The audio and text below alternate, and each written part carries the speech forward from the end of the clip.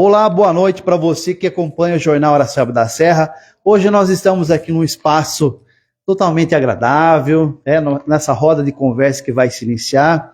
E a nossa convidada especial, que é do Clube de Leitura aqui, né? Convidada através do Clube de Leitura, a nossa amiga Pérsia Expen. Então, para você que está assistindo agora, pessoal, quero convidar você a participar com a gente também dessa roda de conversa.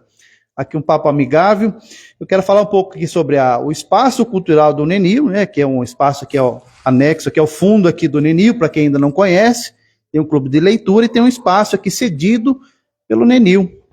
E eu quero falar aqui para vocês que estão assistindo aqui sobre o tema, né, que ela vem trabalhando já, uma pesquisa sobre a vida do monge Giovanni Maria de Agostini. Ela vem narrando aí os fatos históricos da passagem do monge pela América do Sul, Central e do Norte. E principalmente, para quem não sabe, o monge viveu em Araçaba da Serra. Então esse é um assunto muito importante, que relata a história da nossa cidade. E nada melhor que a convidada de hoje, a nossa amiga Pérsia, falar sobre isso, essa história que ela vai falar agora, iniciando aí nessa roda de conversa. E você que está assistindo, a audiência já está boa, viu, Pérsia? O pessoal está ligadão aqui, já está acompanhando aqui e com certeza vai participar com a gente dessa roda de conversa.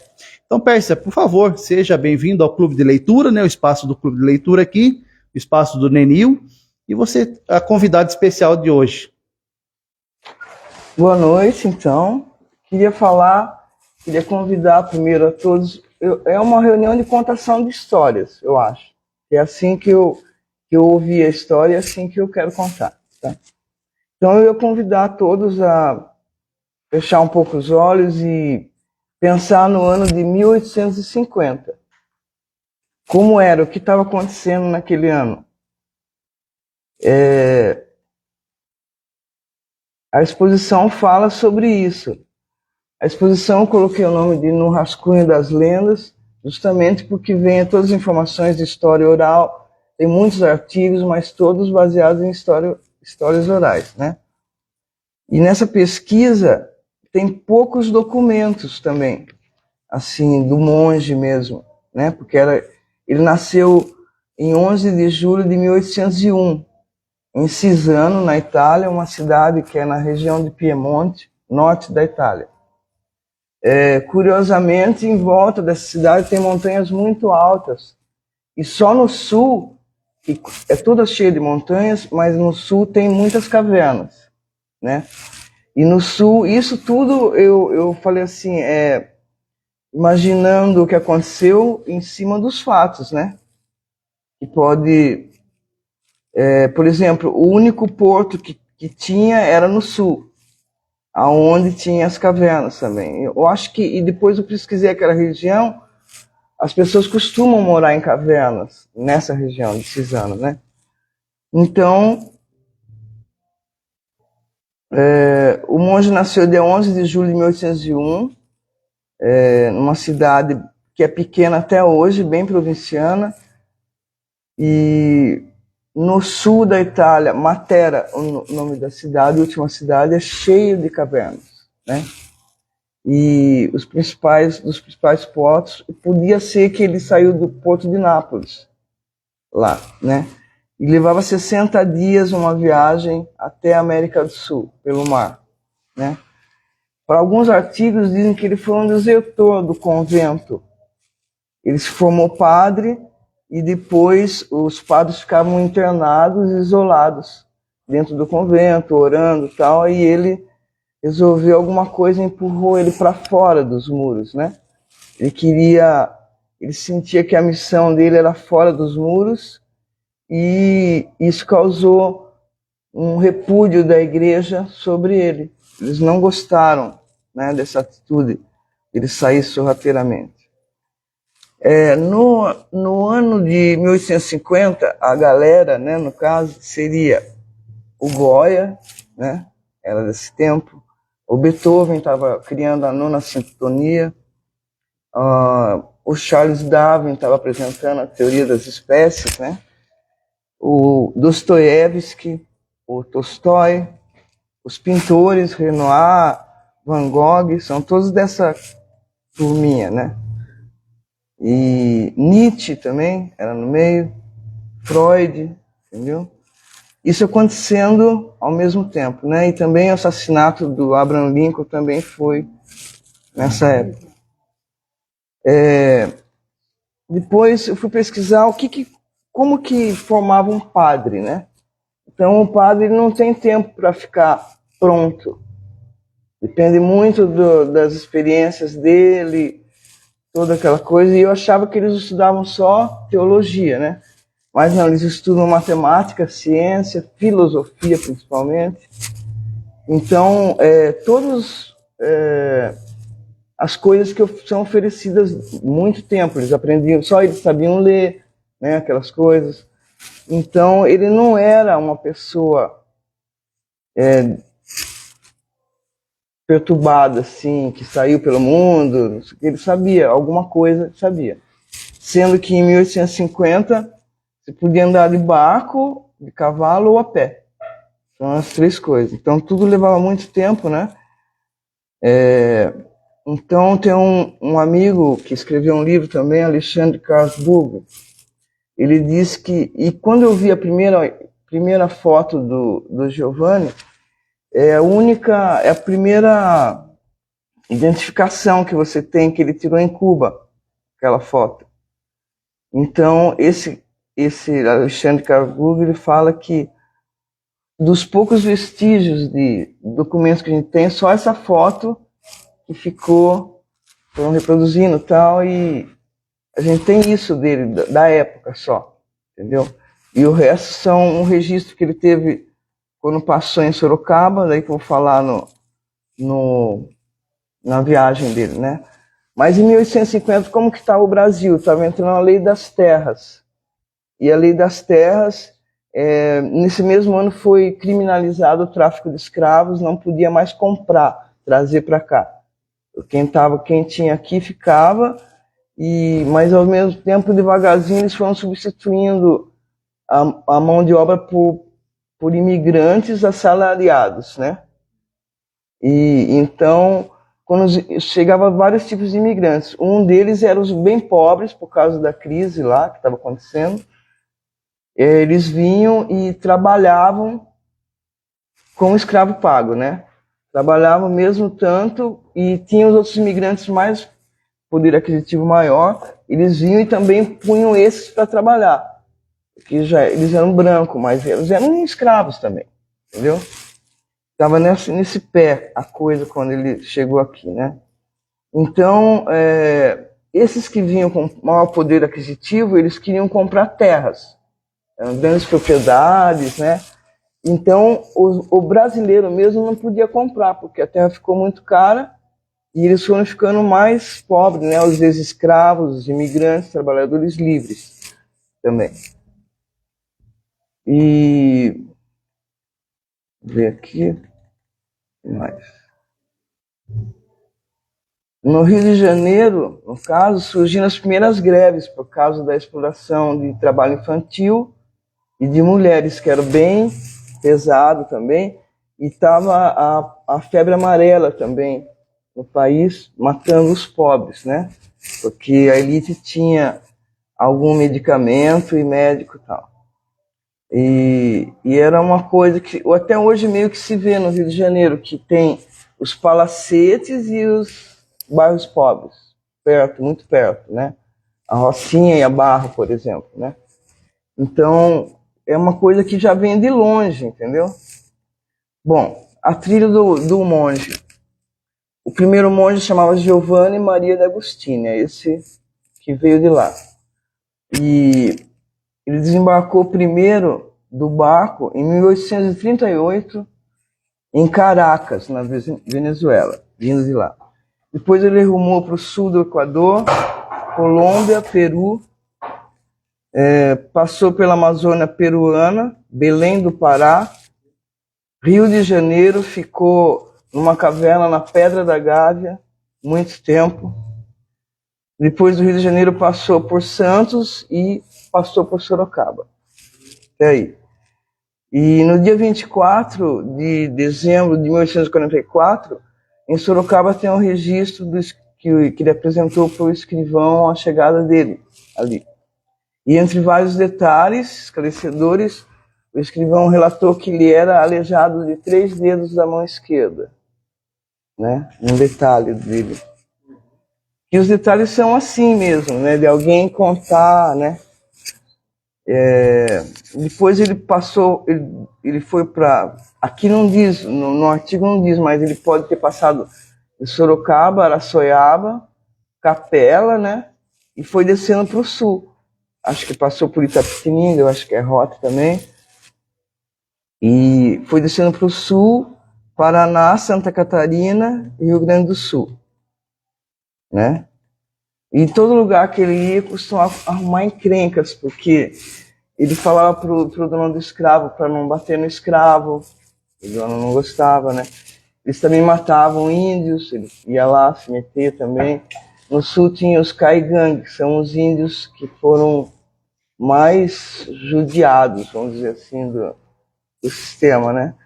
E os caboclos também, que ficaram, que os fazendeiros tomavam as terras deles e deixavam eles vagando, com criança, velho, né? Tudo assim, passando fome e tal. E ele chegava nesses lugares e começava a falar coisas que ia de oração à política, eu acho, né? Pelas encrencas que ele arrumava. Todo mundo queria matar ele, perseguir ele, bater nele, entendeu? Então, era uma coisa assim. Mas no meio disso tudo, porque ele só tratava com as pessoas pobres, né? Eles iam se aglomerando em volta dele. Porque imagina, né? Né? Chegou alguém que fala alguma coisa, fala de Deus, né?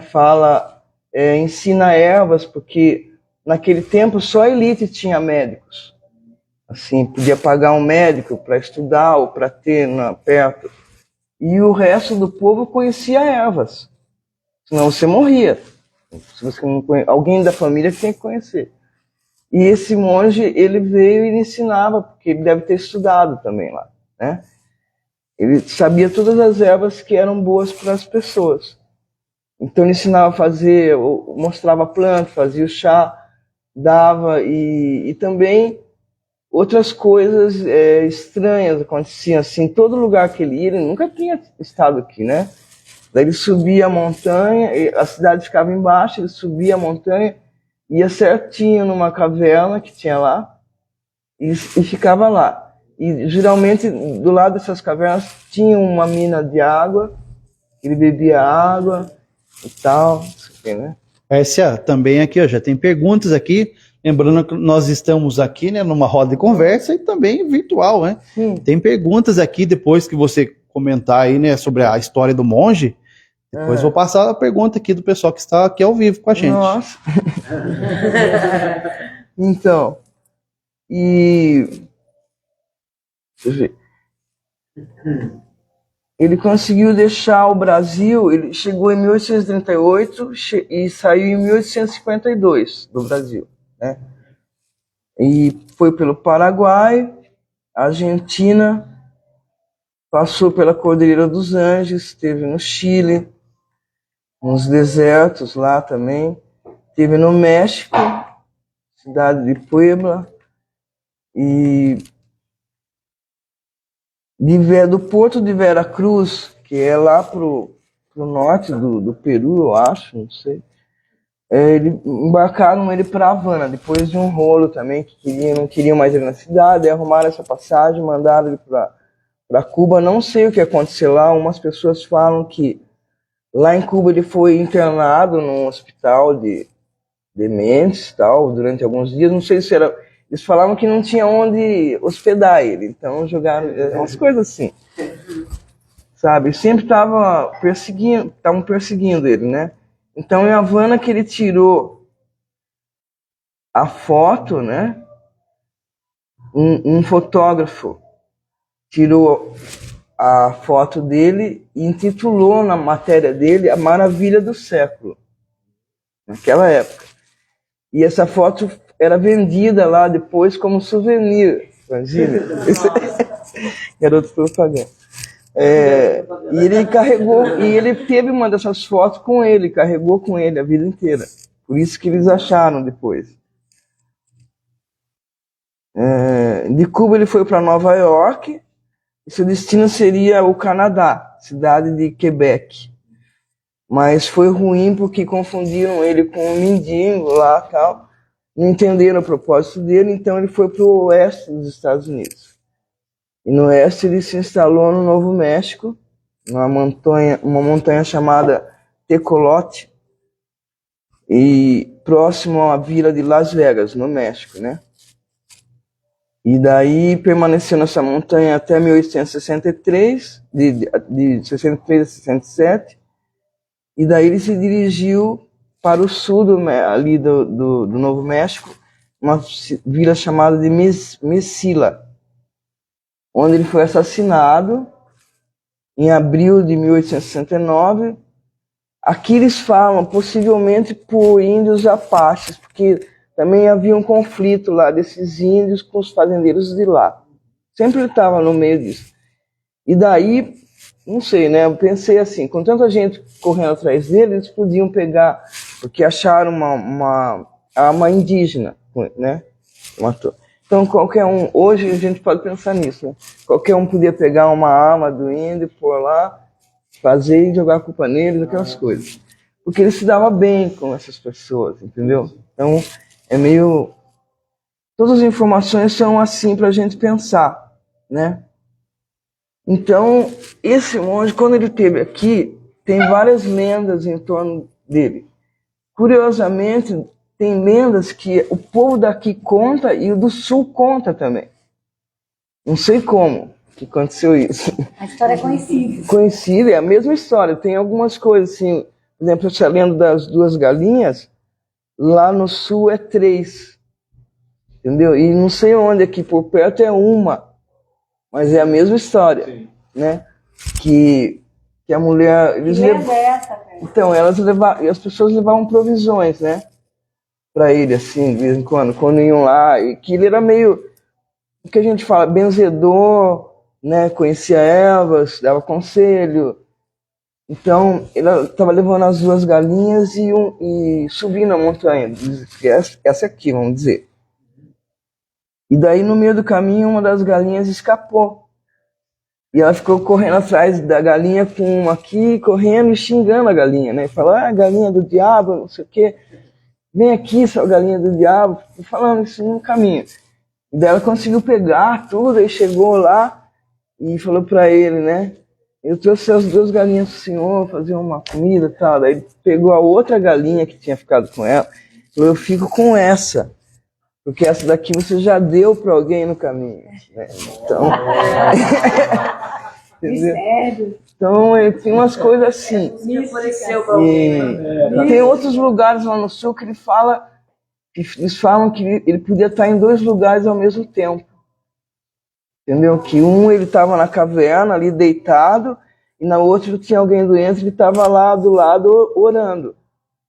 Entendeu? Então, tem umas lendas assim que, né? E essa história da água também ensinou a abençoar todas as águas nascentes. Ele chegava num lugar e já tinha uma nascente lá esperando ele, não sei como. E daí ele abençoava e aquela água ele benzia as pessoas, ele fazia tomar. E as pessoas dizem que ficavam curadas. Não sei o que era aquela doença, né? Também. Pode ser assim, uma dor de cabeça, mas um analgésico, né? Alguma coisa assim, mas para eles era um milagre, né? E daí ele fazia umas coisas também fora assim da coisa da igreja, que era ensinar as pessoas a casar. Qualquer pessoa ele podia casar um casal, por exemplo. Qualquer pessoa podia batizar uma criança, desde que abençoasse a água e abençoasse aquela cerimônia. Ele dava uns conselhos assim, meio rebeldes na igreja. Entendeu?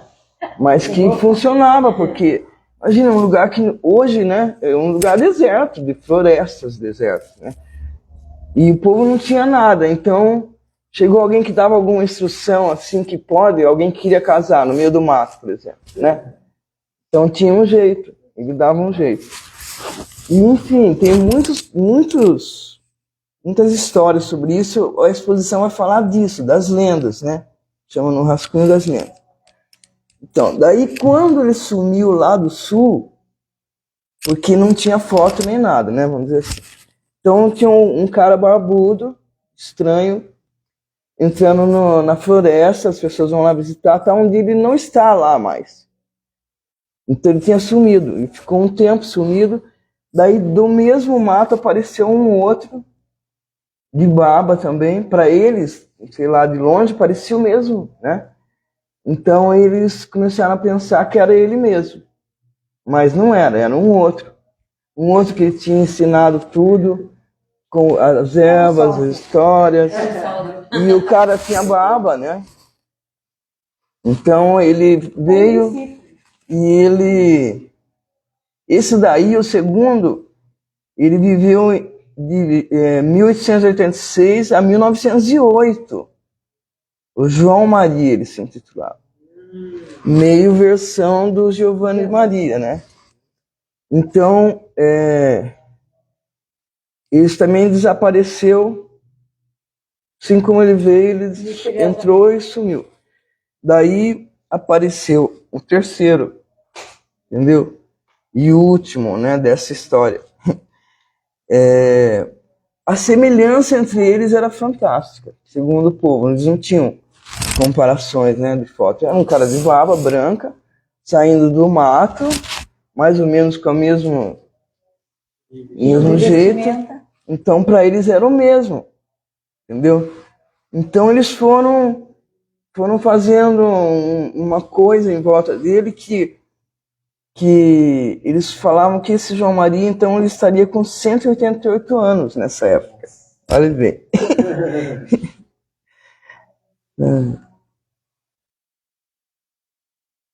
Aí esse terceiro monge, ele chamava José Maria. Eles davam esses nomes, né? Esse surgiu em 1911. Olha, o cara nasceu em 1801, né? Então ele nasceu, ele apareceu no município de Campos Novos, Santa Catarina. E segundo eles, ele foi um desertor do exército que fugiu com um único fuzil. E ele que começou a guerra mesmo, do contestado. Porque os caboclos, eles tinham pau, enxada, careta, faca e tal. E ninguém tinha arma. Ele era o único fuzil que tinha. Entendeu? E ele também... Porque tem uma diferença entre os três. O primeiro, por exemplo, ele era isolado, né? Ele ficava na montanha e tal. Aí ele descia, as pessoas faziam roda em volta dele. Chamava muita atenção. O segundo também. Esse terceiro, ele queria as pessoas, queria que ficasse. Ele foi formando um exército de caboclos, todos sem terra, terra tomada, e criou a Guerra do Contestado, né? E o padroeiro oficial deles sempre foi... E esse aí ainda ele morreu nesse combate aí. Mas é tudo assim, por exemplo, tem outros artigos que falam que o segundo e o terceiro foram degolados, entendeu? E sempre achando que era o primeiro. E o primeiro, era o mesmo monge. E o primeiro estava subindo as Américas tal, e em outras histórias, mas ele deixou, né? Deixou ali a semente, né? Então, e... ele era imune às feras também. Que em nenhum lugar, nenhum bicho, no Brasil, né? Nenhum bicho pegou ele, nada, cobra, onças. Aqui na fazenda tinha onças, né? Então, mais ou menos isso. A Guerra do Contestado é uma coisa absurda, assim. Nunca ouvi falar no meu tempo que eu estudei história, na escola. E lá no sul, agora eles estão recitando essa história. Porque foi um massacre total, morreu um monte de gente, tipo, de 5 a 10 mil pessoas, mais ou menos. E tudo na faca, entendeu? Pauladas e tal, foi um massacre total. E daí tem uma foto também que eu achei o máximo, que nessa parte do sul, tudo também era por causa de uma ferrovia que eles queriam fazer São Paulo e Rio Grande do Sul. Eles foram desmatando tudo do lado. onde eles iam fazer, e era floresta de araucária. E a araucária, eles plantavam erva mate embaixo. Então eles foram, além de tirar as terras, tiraram tudo, né? E daí a briga também envolvia isso. E daí saiu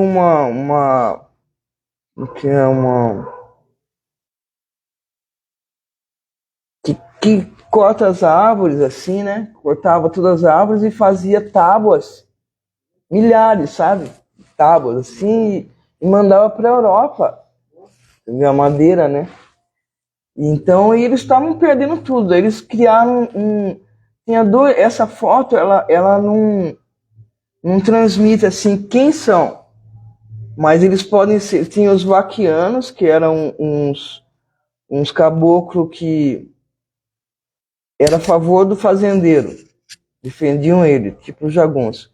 E tinha os caboclos que foram conseguindo armas e lutavam contra esses, entendeu? Então uma foto, daí num filme que eu tenho aqui também, o cara fala que, olhando bem as fotos, são tudo foto montada, não tem nenhum. Não é que nem agora você pode flagrar alguém, né? Eles eram montados assim, vamos tirar uma foto, né? Então, uns a cavalo, uns segurando e tal. E tem a foto da rendição dos caboclos, que foi os que sobraram do massacre. Estão todos sentados assim, no chão, na grama, e os soldados em pé. E a cara deles é incrível, né? Eles estão tudo assim, tipo, nossa, pegaram a gente, né? E os soldados não, fazendo o tipo, nossa, que bonita foto, né? Linda. E daí, essa foto aparece todas as caras deles. Entendeu? Tem que ver. Talvez dê para passar aqui. Mas, enfim, mais ou menos aí. Agora, o filme, ele fala mais sobre mais detalhes, né? Só para não ficar maçante também, né? Ficar falando muito. Então, e a exposição, o Ari Rotes, ele escreveu para mim um release assim: a história e o reconhecimento de figuras que apresentam a solidariedade é algo que fortalece esse projeto, e entendemos que não reconhecer os personagens que evidenciam qualidades como a compaixão, altruísmo e benevolência torna uma sociedade mais vulnerável à desumanidade, né? Trazer a história do monge Giovanni Maria Agostini oportuniza a população uma identificação com seu território, sua historicidade e suas consequências de uma cultura de acolhimento e inclusão. Eu acho que, basicamente, é isso, né? Então, daí segue a série da exposição, que são 11 obras sobre o monge, né? E em várias situações. E é isso.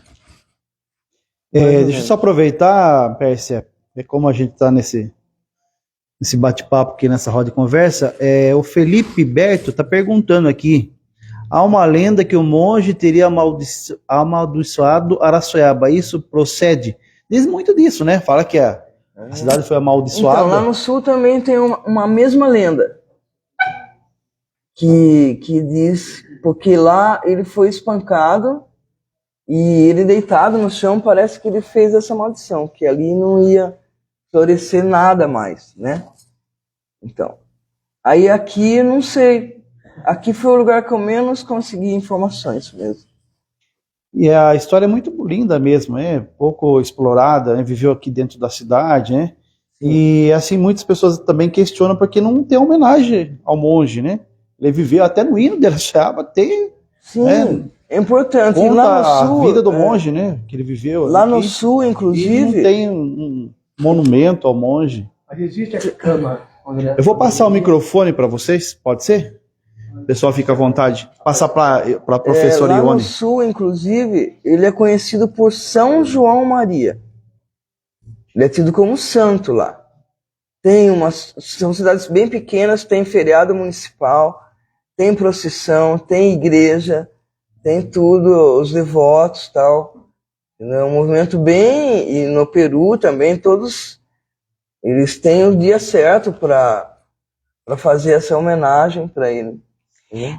Pércio, eu gostaria de saber quanto tempo ele ficou aqui em Araçoiaba? Você tem de quando a quando, mais ou menos, quanto tempo ele ficou repousando aqui no Morro Ipanema? De 44 até 50, eu acho. 6 anos, mais ou menos. Ou então mais, entendeu? Não tem essa... Porque eles fazem a rota assim, pulando, né? Passando, nos artigos nem Araçoiaba está escrito. Está escrito Sorocaba, porque ainda eles achavam... Aqui não ficou registro nenhum. E você sabe que tem, pelas suas pesquisas, tem monumento dele em outros países, você pode dizer pra gente quais são? Nesse filme, aparece no começo eles andando na Alemanha.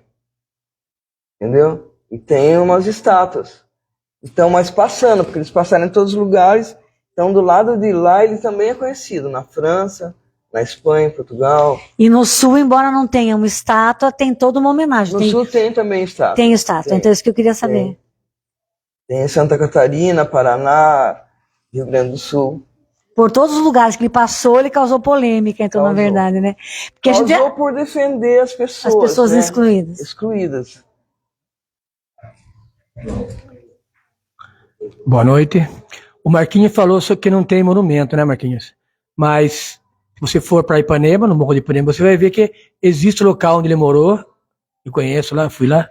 Existe a cama dele, onde ele dormia. Sim. E ele conhecia tanto a natureza que aonde ele ficava não chovia. Que tem a cama, né, o paredão, a rocha que faz aquele paredão. Nós fomos lá, eu e Caiona, fomos lá e estava chovendo ainda. Foi um domingo de chuva, que choveu muito no sábado, tudo molhado, a relva, a grama.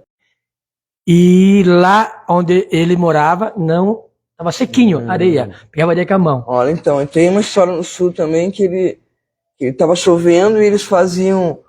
E ele estava fazendo uma fogueira, catando lenha, a mulher falou, vai chover e tal, e ele catando. E daí choveu, daí da casa dela ela via a fogueira embaixo da árvore onde ele estava, e o lugar que ele estava fazendo estava completamente seco. Né? Aquelas lendas. E mais uma coisa, também eu fiquei sabendo lá pelos guias, que existe um monumento dele nos Estados Unidos. Eu não sei se é Novo México, Estados Unidos, mas existe um monumento dele, desse mesmo monge. Então é apaixonante essa história.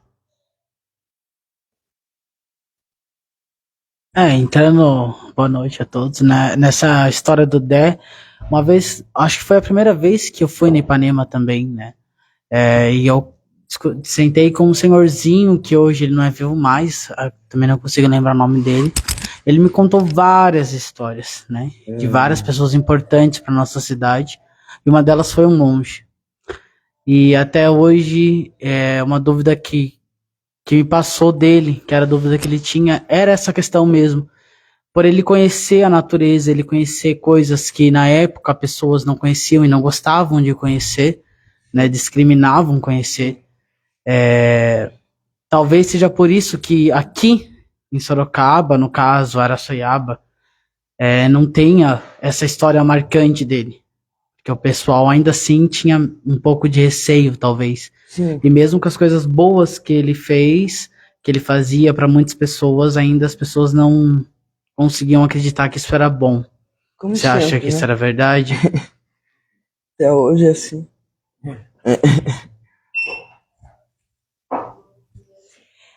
Eu não sei, acho que cabelinho branco já, então já estava assim. Mas quando eu era bem menina, a gente tinha assim uma lenda, uma história que era assim, que a gente, o monge, embora não tenha nenhum busto dele aqui, uma homenagem então assim, no nosso hino consta a história dele. E a gente ficou sabendo assim, que ele curava muitas pessoas. Sim. Que ele se envolvia o tempo todo com a política, ele defendia muitas pessoas, ele tinha divisão de terras, ele estava no meio, ele se envolvia.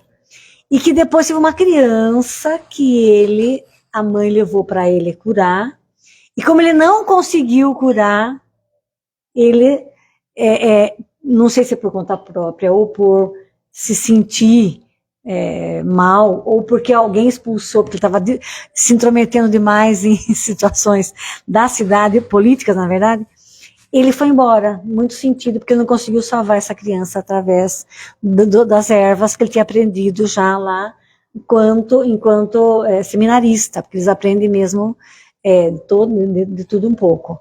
Você sabe dessa história, Pérsia, se é verdadeira, se procede ou não? Eu tenho um livro também do Gilson Sanches, de Sorocaba, ele escreveu. E lá ele descreve o dia da expulsão da fazenda. Né? Que legal. Então, eu pintei isso, porque é texto e imagem, né? Que o monge era de tarde, bem de tarde, e ele estava embaixo de um pé de ipê, olhando os tangarás, que é um pássaro azul, né? Quando chegaram os dois caras que iam expulsar ele, entendeu? Está num desenho. Então, eles foram lá e eles estão armados, né? Mas eles só conversaram com ele para ele ir embora. Entendeu? Meio que convidaram a se retirar. Quando a Pérsia fala em exposição, porque através do retrato, da imagem escrita, das descrições que você pesquisou, como era uma artista plástica completa, essa menina que é poderosa, ela fez da descrição, ela fez as cenas, ela fez, e você vai expor os quadros aqui, sim, é isso? Sim. Você quer explicar para nós bem, reforçar o nome da sua exposição, a data da exposição, sim, e a gente está assim, muito orgulhosos. Eu falo o nome do André, porque a gente, o Neninho Rock Bar, aqui no Espaço de Cultura, muito orgulhosos de estar aqui recebendo, e ter a honra de colocar essa exposição aqui em primeiríssima mão. Porque a gente realmente valoriza a cultura. Então explique para nós o que aconteceu. Através dessas descrições que você foi descobrindo, você fez o retrato, a imagem, sim, desenhada, pintada ali. Quando vai ser? Como é que chama? Explique para nós, por favor. A exposição chama No Rascunho das Lendas, né? Monge Giovanni Maria Agostini, e ela compreende 11 obras, né? E são obras... Vou dar um spoiler aqui. Os quadros são lindos, vibrantes, de cores vibrantes. Fale, desculpe, Pérsia, pode falar. E são representativas de lendas, né, sobre o monge.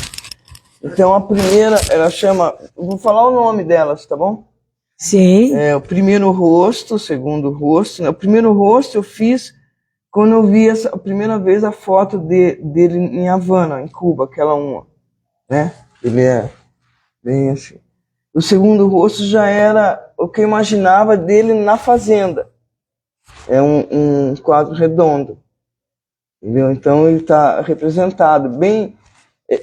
Eu tenho que avisar que são obras contemplativas, sabe? Tem muito detalhe, muita coisa assim dele mesmo, né? Então tem uma obra de abertura que depois que eu pintei o painel do Brasil Mestiço, eu vejo muita diferença daquele desenho para esses. Foi um ciclo que acabou ali, né? Depois eu entrei, não sei, teve mil fenômenos assim, noturnos, porque eu pintava sempre de noite, né? No começo. Então, eu lia, daí fazia uns traçados e tal, e eu dormia. Depois de manhã mexia. Então, foi indo... conforme fui absorvendo, fui fazendo, né? Então tem o primeiro rosto, é um desenho a lápis dele, da primeira foto. O segundo, a Fazenda Ipanema, tem a lenda das duas galinhas, que está pintado também. O dia da expulsão, né, que são os tangarás, os pássaros. Os caigangue, que eram os índios, que se dava também. Os escravos, né? Os caboclos lá do sul, que passavam fome e tal. Tem ele nos Andes também. Tem os três monges juntos, um quadro só. E tem os caboclos do contestado. E a exposição vai ocorrer que dia aqui no Neninho? Dia 9 de julho. Eu imagino que ela sentiu. Sabe que uma vez eu fiz uma pesquisa sobre o Coronel Almeida. Eu lembro, aqui da praça. Contou. E eu falei que eu sou amigo da flauta. Quem foi o Coronel Almeida? Como é que ele... Ah, era um português altão, de bigode virado para cima, assim. Ele morava não sei na onde, ele gostava não sei do que lá. E um dia eu fui no fundo da cultura, naquele porãozinho que tem na cultura. Quando eu abri o livro que eu vi, nos registros dele, ele foi o primeiro prefeito de Araçoiaba, o Coronel Almeida. Quando eu li os registros dele, a assinatura dele, deu uma palpitação, parece que eu conhecia o homem, ele tinha morrido não sei quantos anos atrás. Deu um negócio ruim, mas eu conhecia. Se eu tivesse esse dom que você tem, Pérsia, talvez tivesse feito um retrato, mas eu, infelizmente, meu dom é muito pequenininho. Mas, olha, é muito legal de a gente estar aqui bater papo. Me perguntaram, acho que foi ontem que eu estava divulgando aqui, ó, o bate-papo hoje, se vai estar à venda as obras. Assim, Ai, que pergunta difícil. Ai, que pergunta difícil. não sei. Acho que a primeira coisa que eu queria era mostrar para alguém que estivesse por dentro da história também, isso, né? Para não entender como uma pintura só entender o que é a coisa, sabe? Porque mexeu muito comigo também, foi um mergulho mesmo na história, né? E tem muita coisa que ficou para fora dessa história, né? Talvez eu faça série 2 depois. Ai, que legal. Já está convidada para vir aqui, não vai meter Marquinho? Vamos no site, Marquinho. História, Parte 2, Monge, segunda parte. Opa! Viu? Como não? Eu tenho uma amiga, amor da vida, Sabrina. Ela está envergonhada de perguntar, mas ela tem uma pergunta muito legal, que é assim. Os santos são conhecidos como Santo Casamenteiro, Santo Antônio, o Santo das Casas Impossíveis, São José Tadeu. Mas ela não quer perguntar, mas eu pergunto. O monge é conhecido por que característica? Por que dom? Por que ele fez? Excluídos. Santo dos excluídos. Para nós, aquele é apenas um monge, quer dizer que fora daqui é realmente santo. É todo mundo que estava em situação inferior socialmente, de fome, né, de pobreza, ele defendia mesmo. E foi por isso também, né? Sempre, essas pessoas são sempre alvo dele. Sim, atrapalha o sistema. Eu tenho uma pergunta, Pérsia, que é, ele veio da Itália, como você citou no começo, e para ele poder se comunicar com as pessoas e de determinados lugares que ele passou, ele teve que usar mais de uma forma de expressão, de idioma, no caso. Talvez ele soubesse, né? Porque ele estudou muito. Sim, por conta disso mesmo. Mas a pergunta em si, que é como ele viajou por vários lugares, se você sabe dizer qual que é o lugar que ele ficou por mais tempo, que no caso o Brasil é muito grande, mas alguma região, assim, que No você sul, comentou, acho. né? Que ele estava nas cavernas do sul, né? O primeiro e os Sim, outros. o primeiro e os outros, né? Mas porque quando ele sumiu, já apareceu outro. Então, esse primeiro já foi para outro lado, né? E os outros ficaram ali nessa região do Contestado mesmo. Entendi. Aí, por conta do conhecimento dele, ele já sabia as formas de expressões e conseguia se comunicar bem com tudo, né? Isso, com isso tudo. Eu acho que sim, porque todo mundo que conta a história dele parece que ele falava bem o português. E a parte que ele mais estudou, só para relembrar, é a Filosofia, no caso que o monge estudou, né? que eles estudam. Minha pergunta é sobre a característica que você falou. Quando ele chegou na região de Sorocaba, ele foi escrito que ele se apresentou e ele faltavam os dedos. Será que os outros também tinham essa característica? Acho que não. Acho que não. Poderiam ser seguidores dele também. Poderiam, e era uma coisa assim, né? Eu vou falar uma coisa, não sei se... Por exemplo, o Bin Laden, né? Eu até hoje não entendi como que eles encontraram o verdadeiro. Que você olha umas fotos dos outros, são iguais, entendeu? Tem barba, tem igualzinho, nossa, tem muitos. Então, ele também, quando ele entrou, é um homem de barba, entrando numa floresta, né? Sumiu, e apareceu outro, eles falaram, ele trocou de roupa, ele tá um cabelo mais, né? Sei lá. E se confundiu muito, porque não tinha essa coisa de você checar a informação, né? Essa característica, então, não foi descrita, então, se ele realmente não tinha. Não, não foi descrito. A gente pode imaginar, isso que eu falei. Imaginar a partir dos fatos, né? Foi isso que aconteceu. Eu tenho uma pergunta. Eu queria saber como que você foi chamada a se debruçar sobre essa história. O que te atraiu, e no processo de, ao se debruçar pela história, assim, pesquisar e também pintar, que imagino que deve ser um processo muito intenso, Sim. né? Que transformação isso provocou em você? Nossa, muitos. Primeiro eu estava conversando com o meu... Quando eu estava pintando o painel do Brasil Mestiço, o Maurício Moraes, né? Ele chegou para mim e falou assim, olha, a gente precisa pesquisar um assunto. Mas eu vou pesquisar e você vai pintar. Eu falei, né? Mas qual assunto? Deixa eu ver e tal. E acabou, daí eu acabei de pintar aquele painel, eu já fui, porque era pandemia, né? Depois... Então eu já fiquei ali e eu fiquei o tempo inteiro nele, entendeu? Primeiro eu fui lendo, fazia uns rabiscos e tal, anotando. Nossa, tem 1000, dei uma pane no outro notebook, porque tinha muito arquivo baixado, né? Mas eu consegui devorar todos, assim. E são histórias para você contar mesmo numa contação de histórias, porque tem muitos dados ali de artigos diferentes. Por exemplo, aquela foto mesmo do contestado, eu vou ter que pôr esses textos juntos, entendeu? Uns acham que era os vaquianos, que eram os jagunços dos fazendeiros, outros acham que era os caboclos defendendo as florestas de araucária, que eles não queriam que cortasse, e a turma vinha cortando, né? Então, tem muita coisa que eu queria chegar com essa exposição, na verdade, lá no sul. Que é lá.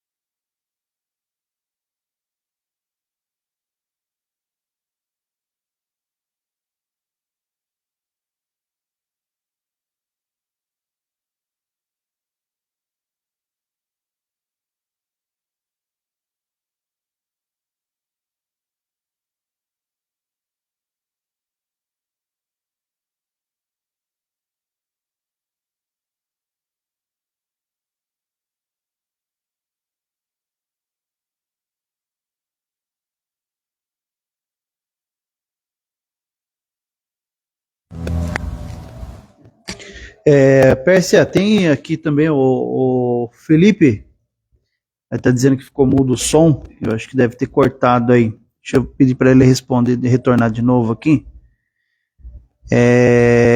Cadê aqui? Aí ele fez uma outra pergunta aqui, cadê aqui? O próprio Felipe. Aí ele diz que em Capela tem a estátua do monge de frente com a igrejinha e dizia que ele exorcizava demônios. Cadê que mais aqui? Daí atualizou aqui, deixa eu ver aqui. Voltou, né? Vou pedir pro pessoal dar uma resposta aí. Cadê aqui? É que tá meio... Demônios mora a 200 metros desse lugar, onde fica a Rua do Cruzeiro. Existiam 14 cruzes, né?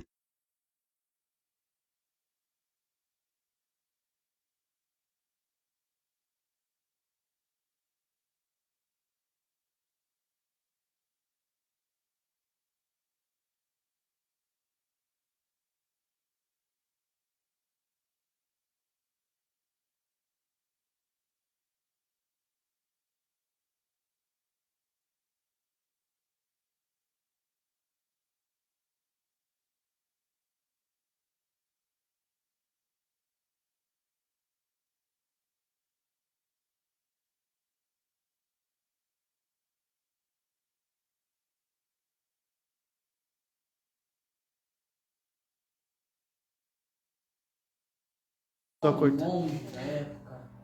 Então deixa eu só voltar aqui, o som aqui para a Pérsia, mais fácil, eu vou deixar mais pertinho da Pérsia. Então, Pérsia, é isso, né? Muitas pessoas também questionam, né? Capela do Alto, né? Porque Sorocaba era tudo Sorocaba, né? Araçoiaba, né? Capela. Então, é por isso que os registros eram um bairro de Araçoiaba. Então, Sorocaba começava aqui e parava lá em Capela. aí mais... Não tinha essas divisórias. Não tinha, Então, se questiona muito a respeito disso, né? Que não tem uma homenagem a ele aqui. Quando você falava que ele amaldiçoava, mas é que ele falou, ele era hostilizado, né? Sim. Por políticos da época, Sim, né? Então, ele defendia os mais, né? Os mais carentes, então por isso que ele era hostilizado, né? É a forma de contar também. Sim. Quem conta a história é que defende. Sim. Eu achei muito curioso também que o hino de Araçoiaba, a única figura ilustre que tem no hino é um monge. Que é engraçado, porque na mesma época estava aqui Dom Pedro II, entendeu? Tinha sei lá, os fazendeiros todos, entendeu? Famílias tradicionais, o Império, né? Ele fala do monge, está falando do Império, e ele não fala. Eu fui pesquisar também sobre isso, achei que era o maestro que tinha feito, o maestro fez a música. Aí o outro maestro, que não aparece muito o nome, fez essa letra. Interessante, né? Acho que é. Eu só avisar para quem está assistindo, então, dia 9 de julho, que horas, Pérsia? Já, olha que data, hein? 9 de julho. Uma data emblemática, hein? Pode ser a partir das 9 da 21? Pode ser mais cedo. 19. 19, ó. 19 começa às 20? Isso. É até a margem aí pra turma se arrumar, né? Tá aqui montado mais cedo e você. Isso. 19. Então o jornal também vai ajudar nessa divulgação. Né? Agradece Bom, muito. se der certo também eu quero estar presente aqui, também para registrar ou compartilhar o ato de vocês. Parabéns, Pérsia, por esse trabalho. Eu também conheci também esse trabalho do Maurício, né? Ele fez também esse levantamento. E achei fantástico. Eu acho que a gente tem que cobrar dos políticos, né, para que haja um monumento ao monge, né? Tem um hino da cidade que com o monge e não tem, né, uma praça, né, que eu readquirir o respeito, né? Com certeza. Porque os outros lugares têm uma coisa que significa respeito. Você põe um monumento na cidade, né? Pérsia, nós vamos continuar aqui, mas eu vou encerrar a transmissão com o pessoal aqui, beleza? Então, só para avisar o pessoal, então, dia 9 de julho, vai ser cair num sabadão, 19 horas, então vai ter a exposição, o pessoal que está assistindo, a artista plástica, a Pérsia Expen, vai trazer aqui, olha, os lindos, né? Trabalhos que foi realizado do monge aí, Giovanni Maria de Agostini, né? Então, está aberto ao público, a entrada é franca, não é isso? Entrada franca, aqui no espaço do Nenil, fica aqui na Praça Coronel Almeida, né? Praça, falou em Nenil, praça, não tem como... 159, né? Então, fácil aqui, ó. Chegou aqui no espaço do Nenil, espaço cultural, então, aberto ao público, não paga nada, apresentação, vem aqui registrar esse ato tão importante, resgatando a história do monge. Então, pessoal, olha, muito obrigado mesmo para vocês aí que estão aí acompanhando. Vamos dar sequência aqui, uma conversa, né, descontraída, vocês também puderam participar em casa aí, acompanhando a história do monge aí de Araçoiaba. Então, pessoal, muito obrigado e até a próxima. Uma salva de palmas.